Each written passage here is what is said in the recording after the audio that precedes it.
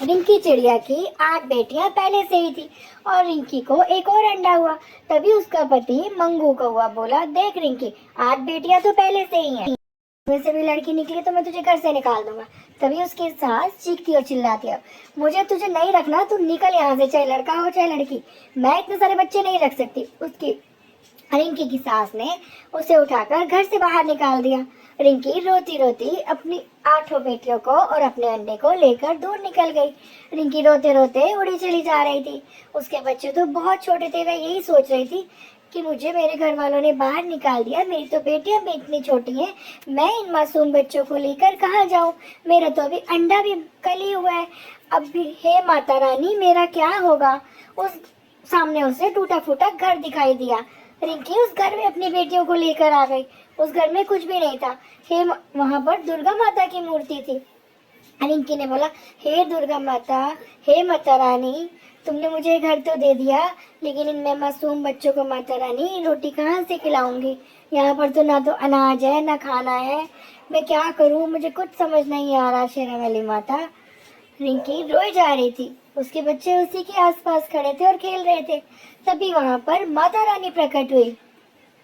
देखते ही देखते माता रानी ने जादू से चूल्हा जलाया और माता रानी वहां प्रसाद बनाने लगी। रिंकी ने माता रानी से पूछा, हे आप शेरा वाली माँ हो ना? दुर्गा माँ बोली, हाँ रिंकी, मैं तुझसे बहुत प्रसन्न हूँ, तभी मैंने तुम्हें दर्शन दिए।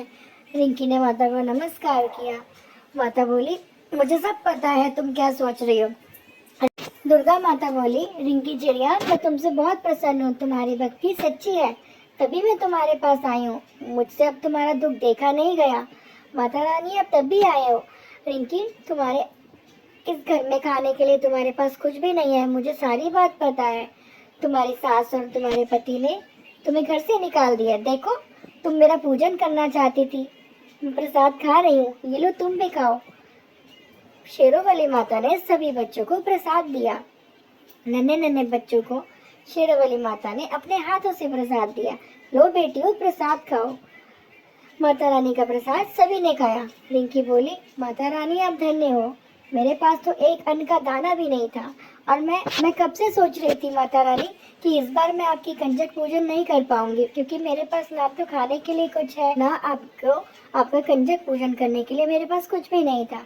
शेरों वाली माता बोली, ये लो रिंकी, ये मैं तुमसे खुश होकर तुम्हें दे रही हूँ, अपने बच्चों के साथ खुशी खुशी अपने घर में रहो और अपनी नई दुनिया बसाओ। और शेरों वाली माता वहां से गायब हो गई। गायब का मतलब अंतर ध्यान हो गई। और चिड़िया और बच्चों ने बोला, जय शेरों वाली माता की। उसके बाद चिड़िया ने अपना बहुत सुंदर सा घर बना लिया। चिड़िया अपने 8 बच्चों के साथ और अपने अंडे के साथ आराम से खुशी खुशी अपने नए घर में रहने लगी। अब चिड़िया बहुत अमीर हो गई थी, उसके बच्चे भी बहुत खुश थे और वह अपने बच्चों के साथ रहने लगी। शेरों वाली माता ने, माता दुर्गा ने उसके सारे दुख दूर कर दिए थे। जैसे चिड़िया के सारे दुख दूर किए शेरों वाली माता, सभी के दुख दूर करो और उन्हें खुशियाँ दो।